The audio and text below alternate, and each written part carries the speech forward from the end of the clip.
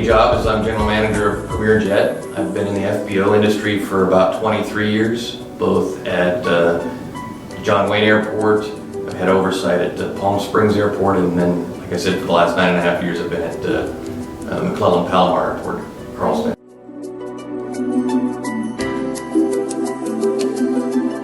FBO is a fixed base operation, and it comes from the early days of aviation. When airplanes were flying around in the early days, there weren't specific places for them to go to get their gas and their maintenance and for people to get flight training and things like that. You know, somebody with an old biplane would land in a cornfield and hope that there was somebody nearby that might have some fuel that could drive down and get them some fuel. So when there got to be actually fixed bases that they could go between, they knew that the fixed base was the center of aviation services, and that's where the name stuck. And so any place that's a center of aviation services is an FBO.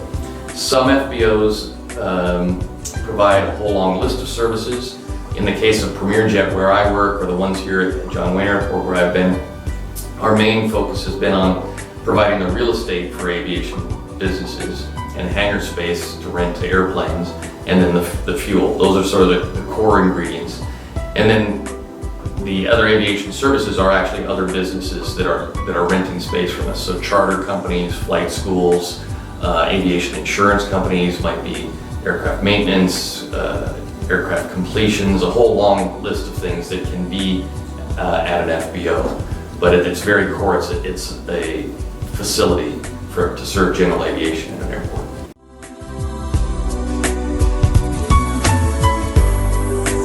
I mean, the two things that led me to it was it's a business, and a lot of the things that you do or are involved with are businesses. And so I had a real general business degree. So I had, by general I mean I had a little bit of accounting, a little bit of economics, a little bit of marketing. So it requires drawing from a little bit of each of those areas. It's like running any kind of business. You've got to be thinking about all those kind of things. The other thing that gave me some skills was my private pilot license. And then, you know, obviously you can go on from there, but I knew about airports and about the layout of an airport, and I was passionate about airplanes, so I knew I was quick to learn the different models of aircraft we were dealing with, and how they're serviced and the types of clientele that are flying on them and things like that. So those two things combined are the biggest things.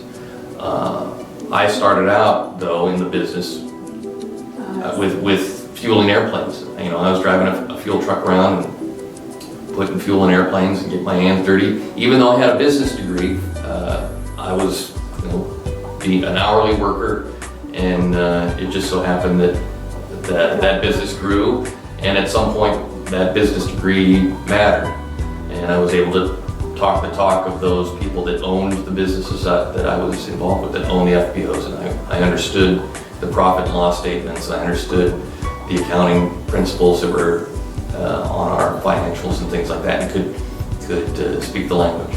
So that's my background. Some people don't have a business degree, but they learn that over time. But they come in and can start out in customer service or line service and work their way up and get to understand the business. If they're passionate about airplanes and they're passionate about working with people, they can work their way up in that field.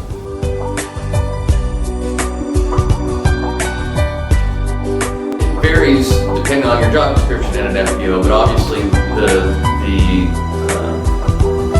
core of the FBO, or the group that's performing most of the functions, is split into two departments: the customer service department and the line service department. And line service is the folks that are outside towing the airplanes into position so they can depart, towing them into and out of hangars for storage or for maintenance.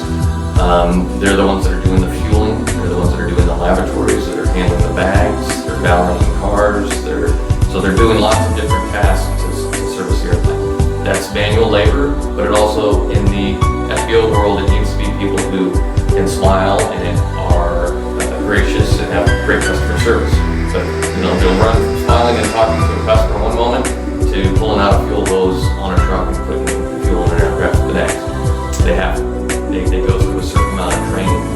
to learn that. There's, depending on which FBO, there's different training programs, but I would say at a minimum it takes a couple months before somebody is really working on their own. So that's the bulk of the FBO staff. The second biggest staff is the customer service staff, and they're the ones that are behind the counter inside the FBO terminal, where they're the receptionist, they're the concierge, they're the cashier, they're the rental car agent. They are, handling whatever sort of needs a client might need. So that's a lot of variety. Sometimes at a real busy FBO, there may be times where a customer service representative is focused on dispatching calls to the line service staff, and then I need this airplane put away, I need this airplane pulled out, I need fuel in this one, etc. So there can be a lot of dispatching over the radio to line service as to what needs to be done, what's happening next. And then other one might be more focused on checking people out and doing the cashier thing, and another might be focused on the concierge. You're here in town, would you like to go to a baseball game? Here's a discounted this or that, or here's the restaurants we suggest. And depending on the size of the FBO, that's either split between different people or it's one person who's just shifting gears throughout the day. So it's a lot of variety for the CSO. Yeah. And then for my position as the general manager is just to make sure the department managers, the line service manager, the customer service manager, have the tools that they need to get their job done. So I support them. And then I'm also responsible to the owners of the FBO to make sure that we're spending only as much money as we need to spend to turn out the quality product we want to turn out in terms of service and have the amenities that we need to have. And then I'm making decisions about the hangar deals or office space we may, or other real estate space we may lease. So I'm negotiating things like that.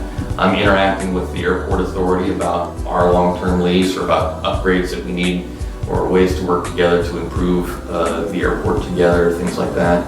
So it's a lot of variety. I still run outside sometimes and help marshal an airplane or lift a bag or greet a customer, and I think that's important. But more of my day now, as compared to when I started the business, is spent on emails and phone calls and moving papers and insurance renewals or whatever sorts of things, that office work that's involved in the FBO business. I see.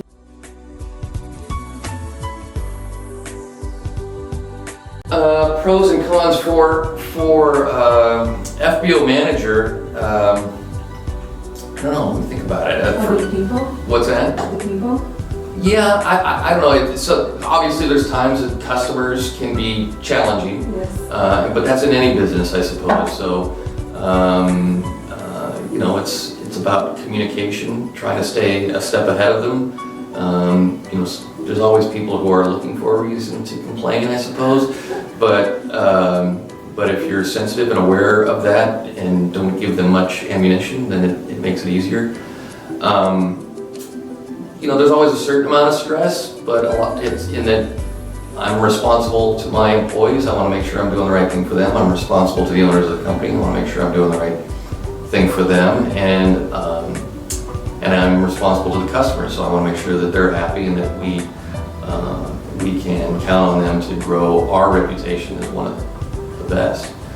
It's a small world. A lot of the customers that I deal with in Carlsbad are customers that I've been dealing with my whole career for 23 years. So there's no, it's networking, there's no burning bridges, or you may not have an opportunity 3 jobs down the line to do business with those people if they don't think well of you. And then the opposite, if they do think well of you, you are able to move from job to job and draw business because of your reputation. So those I think are the pros. And the cons, I can't really think of much in terms of cons. If you don't like airplanes and you don't like managing people, it's probably not a real great job. But other than that, it can be a 24/7 job. Obviously, aviation operates around the clock, so at different stages along the career, there's certainly been times that I've been middle of the night, early morning, weekends, things like that. I'm lucky right now that I have department managers who handle most of that stuff for me, but there are times I have to be thinking about things that are going on at my place of business, even when I'm not there, but they're happening late at night or early in the morning. So maybe that's a negative, but not too bad.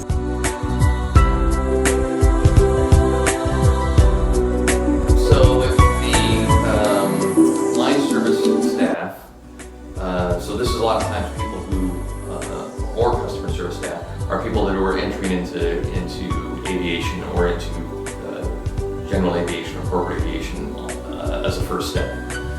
So like I said, it's usually a couple months of training.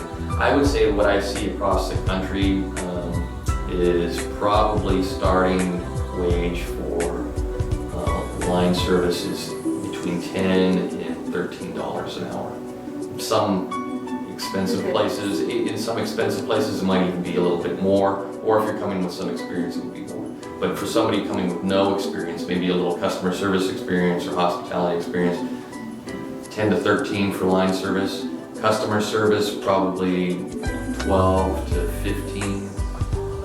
Again, depending on how much hospitality experience or things like that. The department managers can vary, again, because that feels very dramatically depending on the size of the business and how much business they're doing. So I would say that's, anywhere from $30,000 to $70,000 a year, because the FBOs vary tremendously in size. So a small market, I don't know, I'm thinking Eugene, Oregon or something like that, is going to be less than Seattle or San Francisco or something like that. It depends on the size. If you're handling this line service staff of 6 people versus a line service staff of 40 people, it's going to pay is going to be different. And the amount of responsibility is going to be different. Then you move up to general manager, and again, it's broadly varied depending on which businesses the FBO manager is responsible for. If they have more than just the real estate and the fuel, if they're at an FBO where there's an opportunity to sell millions of gallons versus a few 100,000 gallons, those things matter. So I would say an FBO manager, again, at a really small airport, 50, 60,000, to a really busy airport where there are lots of lines of business, 200,000, 250,000. So it can run the gamut. If you're running an FBO where you have a lot of line staff, a lot of customer service staff, and a lot of real estate to rent, and maybe you're in the charter business or some other lines of aviation too, it's going to be the top of that scale. And then everything in between.